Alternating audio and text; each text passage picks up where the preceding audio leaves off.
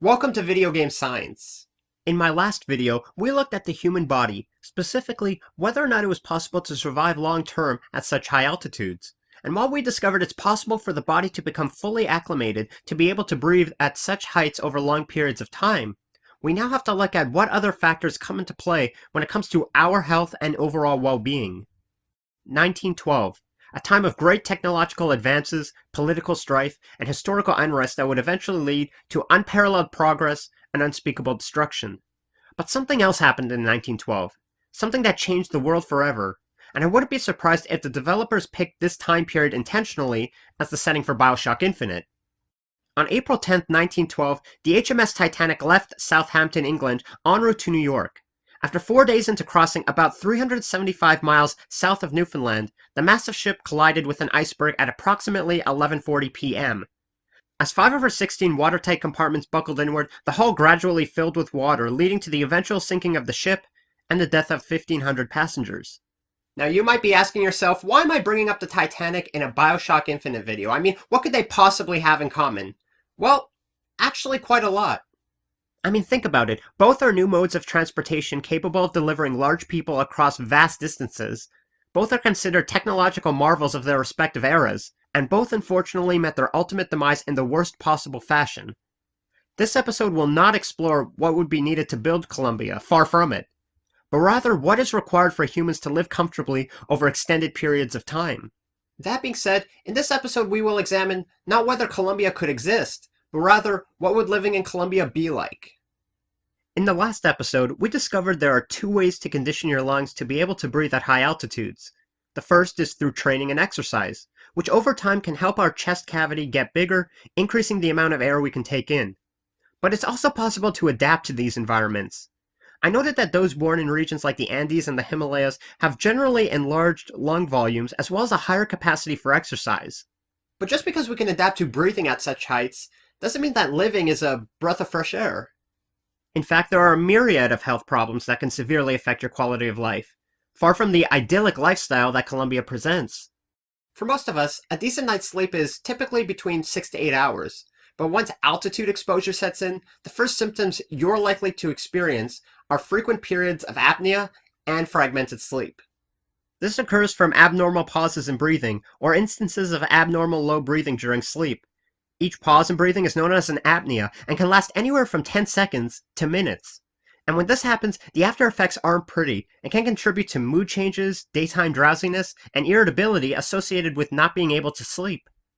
Now let's take a step back from the physical symptoms that affect humans and discuss the very idea of what living in Columbia would be like. One of the things that made the original BioShock so engrossing was the idea that at any given moment you could drown. And the developers made sure you never forgot that, whether it was a leaky pipe dripping overhead or a torrential flood overflowing your chamber. And the same can be said for BioShock Infinite. Imagine always being up in the air in a floating city above the clouds, 24 hours a day, 7 days a week, 365 days a year. Like the original BioShock, the game never lets you forget you're constantly in flight, whether it's toy marionettes hanging in a novelty store, or straddling an alleyway between 2 floating buildings. And maybe the big question here isn't, could humans survive at such high altitudes long-term, but rather, could humans survive being in flight long-term? Gravity is one of those things we unfortunately take for granted, but it does more than keeps us from flying into space. And having a good sense of balance is just as important physiologically as it is to us physically. Balance is a result of a number of body systems working in tandem with one another. Our eyes, or our visual system, our ears, or our vestibular system, and our body's own sense of where we are in any given space. And these 3 systems need to work perfectly in order to maintain orientation and balance. Visual signals sent to the brain about the body's position in relation to its surroundings are processed by the brain and compared to information from our sensory, visual, and skeletal systems. When our sense of balance is interrupted, it causes dizziness, disorientation, and nausea. It's the reason why we get disoriented when we spin around really fast, or stumble when the ground is constantly in motion, say, on an airplane or during an earthquake. Similarly, most astronauts find their sense of balance impaired once they're in a constant state of weightlessness. This causes a form of motion sickness known as space adaptation syndrome. So if living at high altitudes is one thing, then flying at high altitudes is a whole other matter altogether. While altitude sickness is normally experienced by those climbers when scaling large mountains, the spatial disorientation accompanied with flying is a person's inability to determine their true position, motion, and altitude relative to the Earth. See, when an aircraft banks or turns, it often creates false sensations in our bodies. Turning gradually, a passenger may feel as though they were on a straight course, but also ascending. When a turn is corrected, the impression is that of descending. If a plane banks, ascends, or descends slowly, a passenger may not perceive the change, and the plane will feel level to them. And I think the same can be said for Columbia. Now, this is very important because it's visual misinterpretations like these that do not necessarily depend on our own sense of equilibrium. Now, we're not talking about piloting a plane here, but when it comes to the floating city of Columbia, a place where the simple act of walking is thwarted by visual misinterpretations and spatial disorientation, we have to ask ourselves just how dangerous is living in Columbia, and what kind of safety precautions are set up to protect its citizens. I tell you, no matter how many times I watched the demos and trailers for BioShock Infinite, there was always one aspect that always made me call bullshit no matter how far I was willing to suspend my disbelief. Where are the guardrails? I mean, think about it. Here's a city that's continuously in flight, where the slightest tilt in any given direction can send its citizens hurtling into oblivion. And you're telling me the engineers didn't have the good sense to create some sort of barrier between them and the blue yonder? I don't know, I'm just saying, if it were me, I wouldn't travel anywhere in Colombia without at least a parachute strapped to my back. Now you could argue with everything encased in glass or some other type of shelter, it'd make the skyline system impractical, or the ability for buildings to detach and reattach with one another impossible.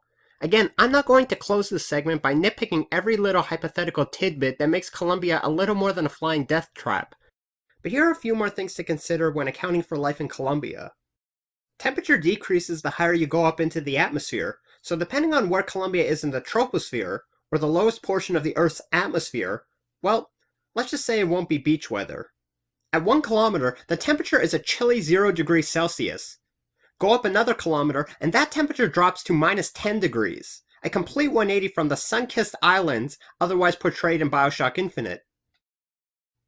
Another thing to consider is wind, specifically wind density and friction.